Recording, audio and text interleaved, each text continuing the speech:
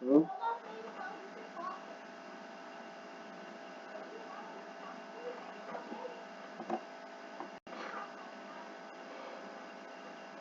Bom, pessoal, dando continuidade, né, nossa aula de revisão sobre a matéria de botânica, nós vamos falar agora das angiospermas, né, conhecidas também como filantófita.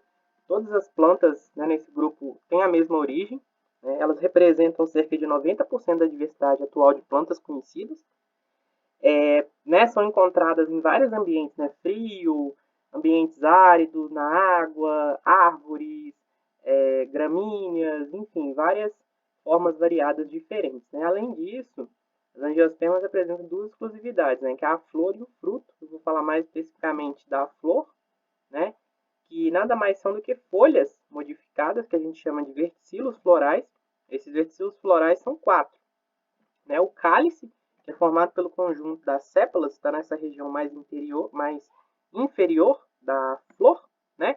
E além disso, a gente tem a corola, né? A corola está aqui em cima, ela é representada pelas pétalas, né? Ela tem a função normalmente de atrair polinizadores, enquanto as sépalas têm a função de proteção, né, para a flor. Além disso, a gente tem o androceu, que é a estrutura reprodutiva feminina, e o gineceu, né, que é a estrutura reprodutiva feminina. Né? E falando melhor sobre um pouquinho das duas, né, no androceu, a gente tem o conjunto completo que a gente chama de estame, né, que é formado pela antera e o filete.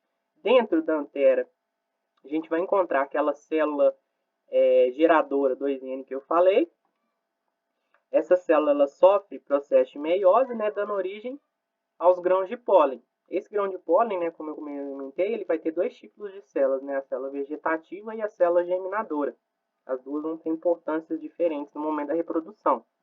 Aqui está, né, mostrando diversas morfologias diferentes que a gente encontra do pólen, né, e essa proteção é graças a esse biopolímero, né, chamado esporopolenina, que confere grande resistência à temperatura, à abrasão, à água, várias outras injúrias ambientais. Né? O gineceu, que é a estrutura feminina, toda a estrutura a gente chama de pistilo ou carpelo, né? É isso aqui tudo. Na pontinha a gente vai ter o estigma, que é essa região aqui, tem uns pelos adesivos e com substância pegajosa que ajuda a fixação do pólen aqui em cima. Né? Além disso, a gente vai ter lá no interior o ovário, dentro do ovário os óvulos, né? Dentro do óvulo, o esporângio, a gente vai encontrar a célula mãe 2N também, né? Só que aqui nesse caso, apenas uma das células, depois do processo de meiose, ela continua se desenvolvendo, né? E vai dar origem ao saco embrionário. Aqui dentro tem a oosfera, que é onde está o material genético, assim como no núcleo gerador, e um outro conjunto de células aqui que vão dar origem tanto ao endosperma quanto a outras estruturas presentes no interior da semente. Né? E falando sobre o ciclo de vida, a gente precisa falar da polinização, né? Que no caso das angiospermas, essa polinização ela normalmente se dá por organismos, né? Outros organismos externos à planta. Né? Ela também pode se dar através, né, do vento, mas não é tão comum, isso acontece mais nas gimnospermas, né? Mas a principal forma de polinização das angiospermas é através de animais, né? Eles vêm atrás de algum tipo de recompensa, seja o néctar, né, uma substância açucarada, e às vezes outras coisas, como óleos e resinas. Né? As resinas aqui podem ser utilizadas para a produção de abrigo e os óleos usados por esses animais como algum precursor de feromônio sexual para esses organismos. Aí falando sobre a reprodução propriamente dita, né, ela se dá preferencialmente de forma sexuada, né, e através do processo que a gente conhece como dupla fecundação. Né? A célula espermática, né, a célula geradora do grão de pólen, ela se une lá dentro com a esfera formando o zigoto, que é 2N. A gente encontra o zigoto aqui embaixo nesse esquema. Além disso, durante o processo de diferenciação do grão de pólen, existe a produção de outra célula, né, que é a célula germinativa também, mas nesse caso ela vai se fundir aos núcleos polares, né, que foram produzidos lá dentro do saco embrionário, como eu mostrei no último slide. Essa fusão entre os núcleos polares e a célula espermática, né, vai dar origem ao endosperma, que está aqui dentro na semente. O endosperma, como eu já falei anteriormente, ele é responsável por nutrição, né, para o zigoto que está se desenvolvendo. Além disso, as plantas angiospermas possuem adaptações, né, como a dicogamia, que é o amadurecimento, né, do androceu e do gineceu em momentos diferentes para evitar a autofecundação. Além disso, existe a ergogamia, né, para evitar a autofecundação da mesma forma, só que nesse caso é uma barreira física que vai existir entre o androceu e o gineceu, impedindo o contato entre as duas estruturas. A autoesterilidade, por outro lado, é uma característica também própria da planta, só que nesse caso, ainda que ocorra a polinização, não vai acontecer a fusão, né, entre o grão de pólen e a oosfera, porque são características bioquímicas da planta que impedem que ela se autofecunde, né? Aqui tem um ciclo de vida generalizado das angiospermas, né? Da mesma forma, a gente tem separação entre estrutura masculina e feminina, né?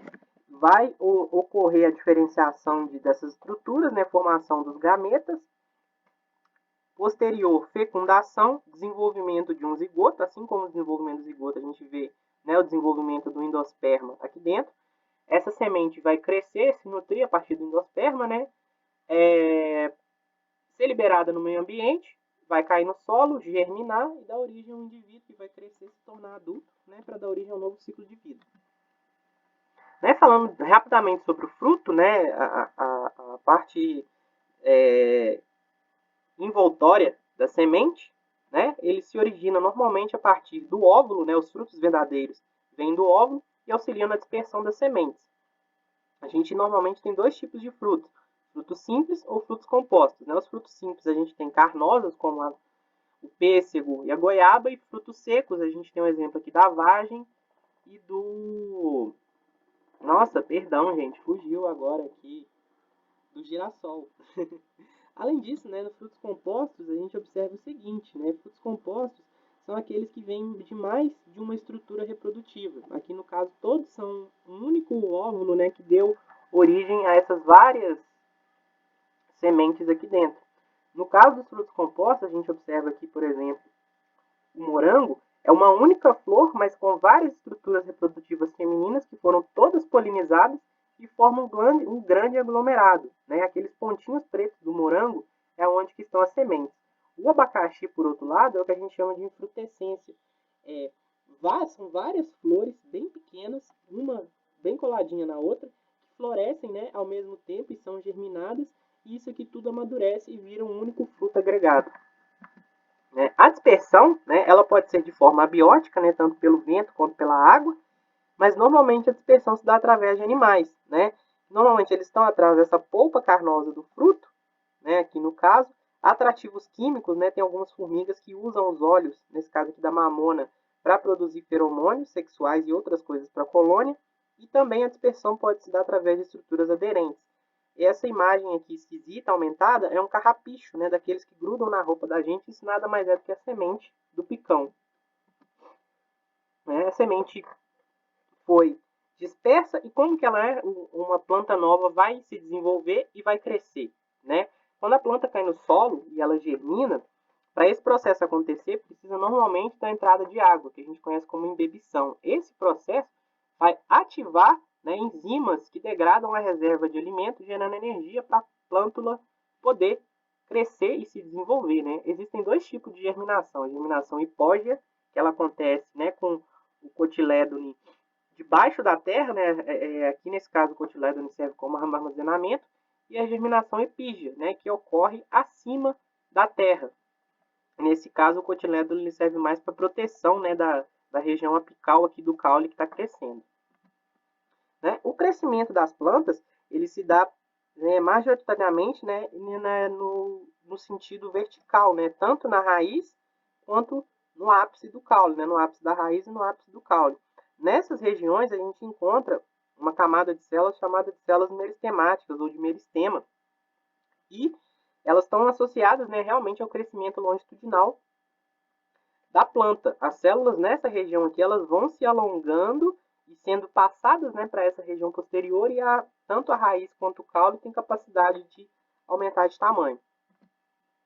Né? Falando um pouquinho agora sobre a raiz, né, de forma geral, não só das angiospermas, né, ela tem função, né, de fixação e absorção, né, são as duas funções primordiais das raízes, e a gente encontra estruturas bem características. Né? Aqui na região mais apical, a gente vai encontrar a coifa, né, que é onde está a zona de alongamento, que eu acabei de mencionar.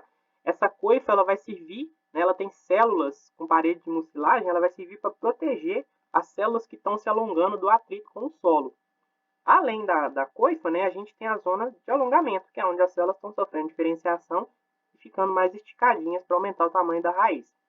Acima disso, a gente encontra a zona pilífera, né, onde estão os pelos que a planta utiliza para absorver tanto água quanto sais.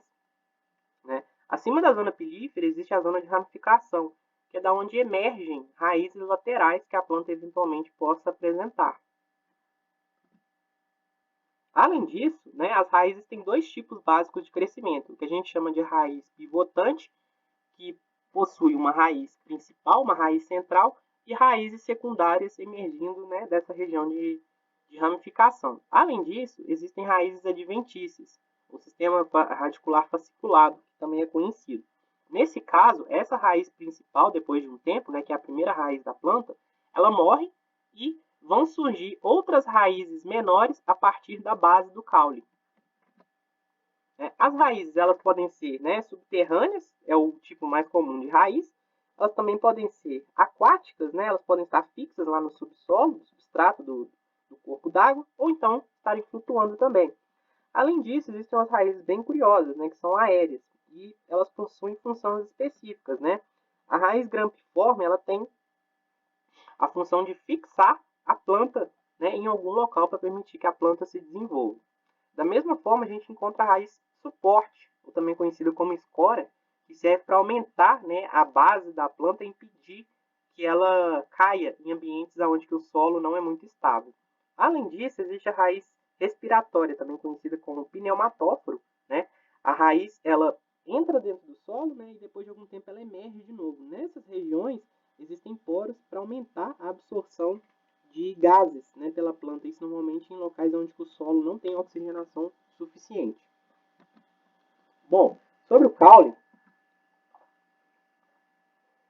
a principal função, né, do caule é sustentar as folhas e outras partes da planta e conduzir, né, a seiva por todas as regiões do organismo. Né?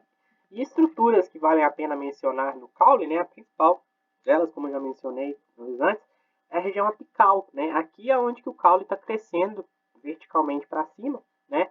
Nessa região tem células meristemáticas, como eu já mencionei.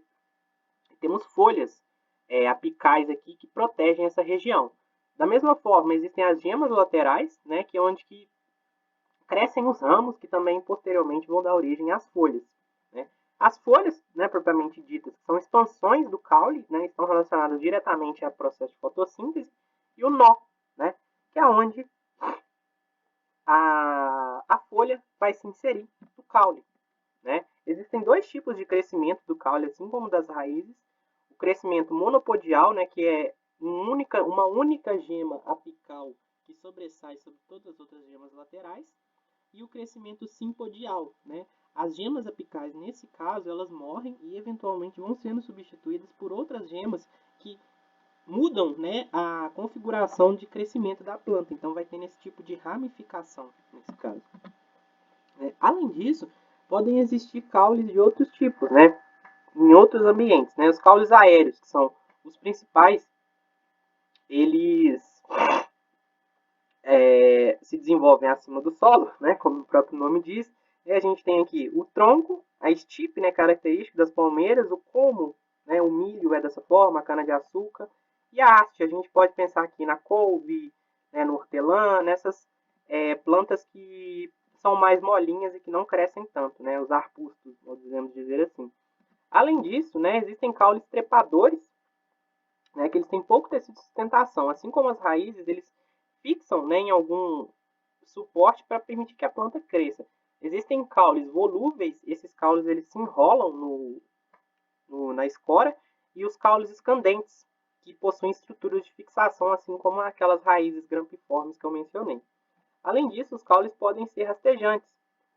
Né? A gente tem o tipo estolho e o tipo sarmentoso. O tipo estolho ele é determinado por várias inserções, né, do caule No substrato, a gente pode ver que tem uma inserçãozinha aqui, aí ela sai, passa por cima, entra aqui de novo e forma raízes, e tem várias expansões.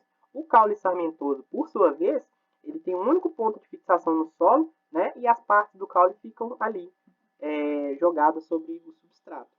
Além disso, existem caules subterrâneos, que normalmente estão associados à função de reserva. Os mais conhecidos são o rizoma, o bulbo e o tubérculo, a famosa batatinha. Todo mundo adora. Bom, como que a estrutura geral da folha? Ela é um apêndice lateral do caule, como eu já mencionei, está relacionada à fotossíntese.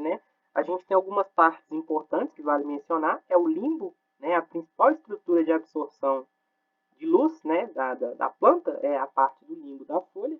A gente tem as gemas laterais, que eu já mencionei anteriormente, elas dão origem a novos ramos ou a novas folhas.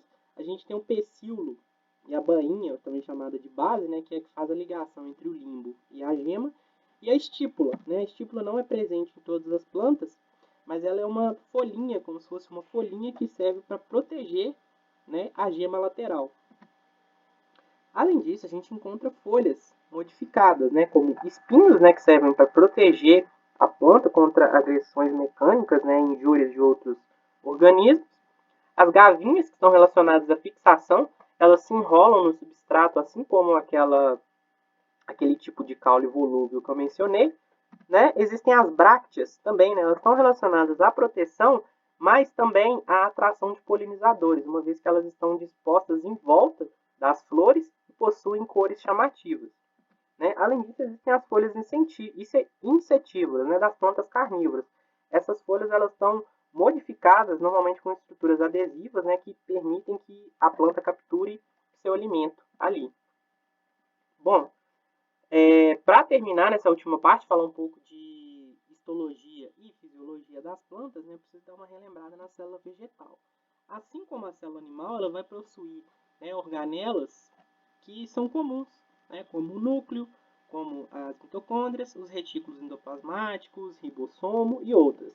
Mas, além disso, a célula vegetal ela apresenta características exclusivas, como os plastídeos, que estão relacionados à fotossíntese diretamente e ao armazenamento. Aqui tem uma estrutura geral do cloroplasto, de um plastídeo. Ele tem duas membranas. Na parte interna, a gente vai encontrar uma região de estroma, misturada com a matriz. E lá dentro, a gente vai encontrar também os tilacoides, que eu já mencionei, que são estruturas intimamente relacionadas ao processo de fotossíntese, que aqui nas plantas terrestres, esses tilacoides estão empilhados. Mas além do cloroplasto, que está desenhado, esquematizado aqui, que está relacionado à fotossíntese, a gente encontra também os cromoplastos, eles sintetizam e retêm outros pigmentos, que a gente chama de carotenoides, e esses carotenoides é que dão cor para as flores, folhas e frutos. Além disso, existem os leucoplastos. Eles têm pouca diferenciação, uma grande diferença entre essas duas estruturas, e os leucoplastos eles vão sintetizar e armazenar amido, óleos e proteínas. Bom, além do plastídeo, a gente encontra dentro da célula vegetal o vacúolo. É uma estrutura muito grande, chega a ocupar cerca de 90% do espaço. O vacúolo serve para armazenar água, substâncias orgânicas e inorgânicas, e forma o que a gente chama de suco vacular. Esse suco vacular, entre outras funções, ele serve para a osmorregulação da célula, manter o pH intracelular, e também ele realiza a autofagia de partículas do próprio interior da célula e também serve como um compartimento de armazenagem dinâmico. É muito fácil retirar a água e os sais que estão aqui dentro e imobilizar eles rapidamente para a planta utilizar. Além disso, a gente encontra também a presença de parede celular. É uma característica muito marcante. Ela tem como função primordial proteger a célula, e fornecer rigidez. A célula vegetal ela também acaba por determinar a forma e o tamanho da célula e contribuir para a forma final do vegetal. O que vale mencionar de interessante na parede celular é que entre as células a gente encontra uma abertura. Apesar das células terem parede e ficarem aparentemente meio isoladas umas das outras, a gente tem os plasmodesmos, que são aberturas, normalmente são expansões do retículo endoplasmático, mas também podem ser aberturas entre uma célula e outra que permite a troca de substâncias. Além disso, a gente encontra uma lamela que fica entre as células também, que serve para aderir, né, fixar uma célula a outra, além de impedir, né, que entrem outras substâncias nesses espaços intercelulares. Bom, rapidamente, né, falando sobre os tecidos vegetais, né, eu já comentei que o crescimento das plantas está relacionado ao meristema. A gente encontra dois tipos de meristema, primário e secundário. O meristema primário, entre outras coisas, ele vai originar a epiderme, né, que evita a perda de água, vai originar os tecidos permanentes e originar também os vasos condutores. Aqui tem um corte explicando mais ou menos como é a separação, né, desses três tipos de tecido que formam o meristema primário. Né? Sobre os vasos condutores, a gente tem, né, os vasos lenhosos que vão conduzir a seiva bruta, eles estão na região mais interna, e os vasos liberianos que vão conduzir a seiva elaborada, estão numa região mais externa em relação ao centro do caule. Já o meristema secundário, né, ele dá origem ao felogênio, que entre outras coisas vai originar a periderme, que é uma outra camada que substitui a epiderme em plantas adultas. Esse felogênio, né, ele tem dois tipos de tecidos, dois tipos celulares presentes, né, que é um que a gente chama de suber, que é formado por células mortas, né, e vão ajudar a aumentar a espessura da planta e a proteger o exterior. E a gente também encontra a feloderme, que é um tecido vivo que também contribui, né, para o aumento de espessura da planta e reserva e armazenamento de substâncias. Da mesma forma, o meristema secundário ele vai originar, né, o câmbio interfascicular. Esse câmbio ele vira os vasos secundários, né, as ramificações tanto dos vasos lenhosos quanto dos vasos liberianos. Bom, falando sobre a epiderme, né, ela reveste a planta e tem função, né, de proteger contra a dessecação. Essa primeira camada de células aqui, né, são justapostas e sem clorofila, né? Mas, além disso, na epiderme a gente vai encontrar outras estruturas, né? Como os tricomas, né? Aqueles pelos absorventes da raiz são expansões laterais, né, da epiderme da planta que a gente conhece como tricomas. Além disso, a gente encontra os hidatódios, que são aberturas, né, realmente fissuras na ponta de folhas que são relacionadas à eliminação do excesso de sais pelas plantas. Da mesma forma, existem as lenticelas,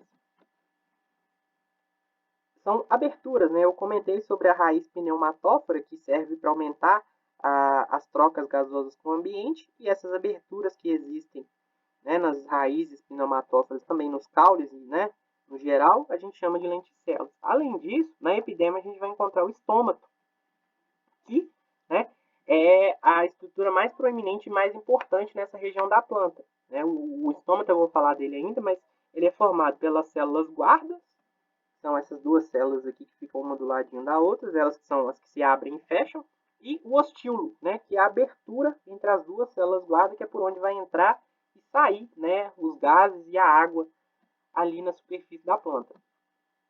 Bom, sobre os tecidos fundamentais, né, a gente tem três, né, o parênquima, que é o primeiro deles.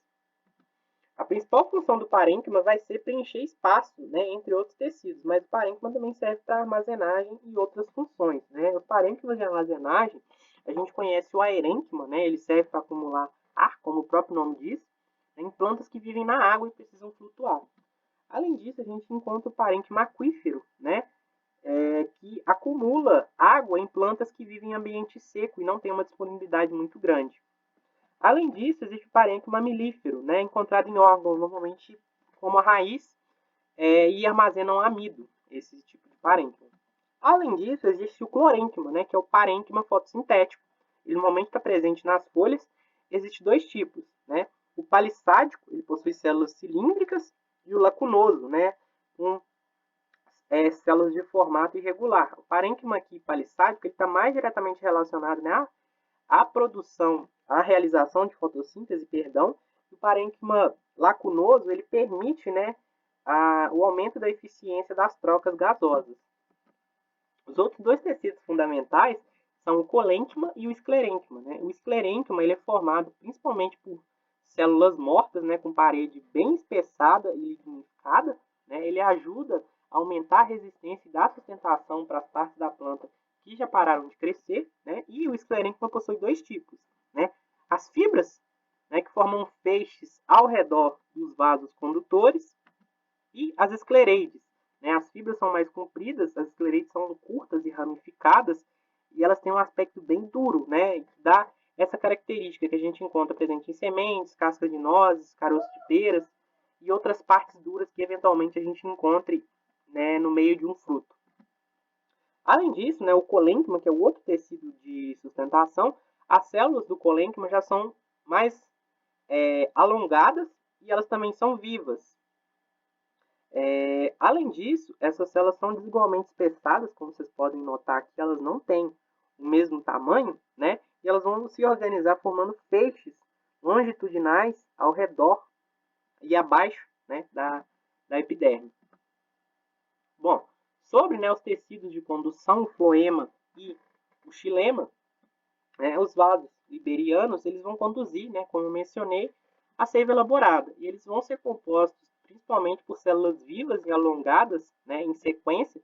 Existem dois tipos, né, os elementos de tubo crivado e as células de companheira.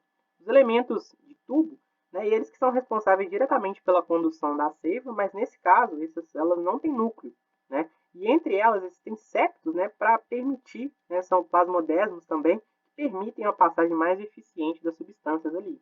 A célula companheira, por sua vez, ela tem núcleo e ela está aqui ao lado, né? Ela chama companheira justamente por isso, para acompanhar essa célula e fornecer substâncias, né, que a outra célula não consegue produzir porque ela não possui núcleo.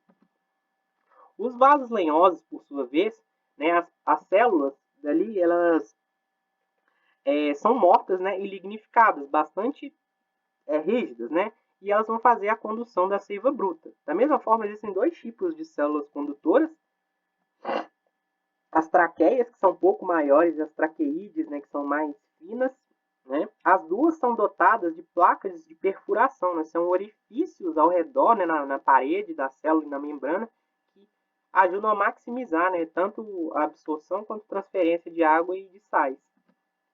Bom, para terminar, eu vou falar rapidamente sobre os principais pontos, né, da fisiologia vegetal, começando pela transpiração. Assim como os seres humanos e animais, as plantas também transpiram, elas perdem água, né, através do vapor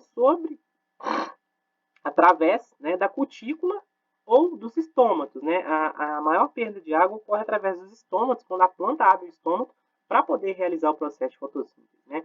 E essa abertura, né, do estômago, ela vai estar relacionada a diversos fatores, mas principalmente a concentração de gás carbônico, né, que é o fator principal para a realização do processo de fotossíntese, né? E como que ocorre, né, essa abertura e o fechamento dos estômatos de forma simples? Existem duas maneiras básicas. Né, durante o período claro, a planta faz fotossíntese. Devido a esse processo, a solução dentro do vacúolo celular ela se torna básica, né? Essa solução básica permite a entrada de água dentro da célula, né? A célula guarda, aqui no caso, ela vai inchar e os estômatos vão se abrir, né? Permitindo a entrada e saída de gases e de água, né? De modo contrário, quando a planta está no escuro, ela não realiza fotossíntese, né? A solução vacular ela tende a ficar ácida, o que vai ocasionar a saída de água das células guarda e o fechamento posterior do estômago, né? Uma outra forma, né, de abertura e fechamento é devido ao consumo de CO2, como eu mencionei. Também está relacionado, né, à fotossíntese. Né? Mas uma outra coisa que acontece é o seguinte, né, esse consumo de CO2 deixa a solução básica ou alcalina, mas essa solução mais básica ela vai realizar a hidrólise do amido com a posterior liberação de glicose. Essa liberação de glicose muda, né, a concentração dentro da célula, tornando ela hipertônica. Dessa forma, a água vai entrar, né, e ocorrer a abertura do estômago. De forma contrária, quando tem acúmulo, né, de gás carbônico durante a noite, a solução se torna ácida. Em vez de ter hidrólise do amido, vai ter síntese de amido, levando à diminuição das taxas de glicose no interior da célula, que se torna hipotônica. Dessa forma, a água vai sair e o estômago vai se fechar. E como ocorre, né, a absorção? Eu falei de transpiração e como que faz para a planta absorver a água. Né? Normalmente é pela raiz, né? E essa absorção se dá de duas formas, duas vias. A via A, ela funciona através de transporte ativo, né? Pela diferença do gradiente de concentração de água e íons dentro da célula. Né? Você vê a água passando por dentro de cada célula até chegar aqui, né, no xilema. A via B, por sua vez, as células passam por entre as células até chegar no xilema. A diferença é a seguinte: a gente tem uma região chamada aqui em volta da parte interna da raiz, de endoderme, e na endoderme a gente observa as estrias de Caspary, que são estruturas que estão aderidas, né, entre as células, assim como a lamela, que impede que haja a passagem de qualquer coisa aqui. Então, nessa região, todas, a via A e a via B, elas passam a ser comum entre uma e outra. Bom, né, sobre a condução, né, eu estava falando sobre a absorção, como que funciona a condução, tanto da seiva elaborada quanto da seiva bruta, né? No caso do xilema, a melhor explicação é que a gente chama de hipótese coesão-tensão. Como vocês devem saber, a água ela possui diversas forças, né, características a ela, as moléculas de água, né, como a coesão, né, que é a adesão entre uma partícula de água e outra, né? Além disso, a adesão, né, que é aquela capacidade que a água tem de grudar, vamos dizer assim, em outras substâncias, além da própria capilaridade, né, que é um somatório de outras forças que permite que a água passe por espaços minúsculos. Como que funciona essa absorção?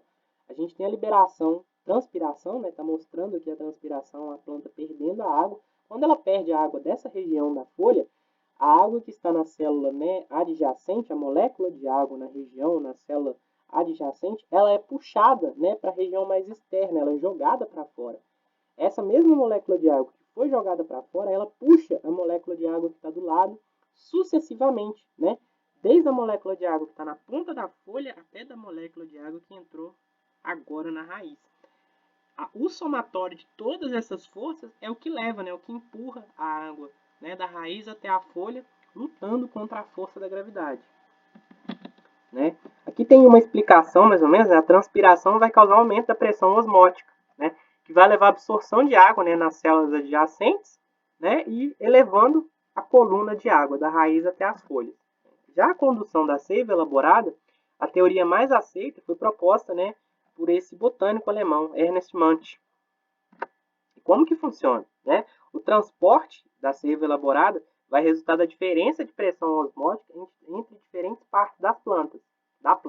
Né? Na região da folha é onde que existe uma maior produção, né, principalmente de glicose através do processo de fotossíntese. Essa glicose ela tende, né, a se espalhar pelas outras regiões da planta devido a essa diferença, né, de concentração, esse gradiente de concentração diferente que existe entre as duas partes.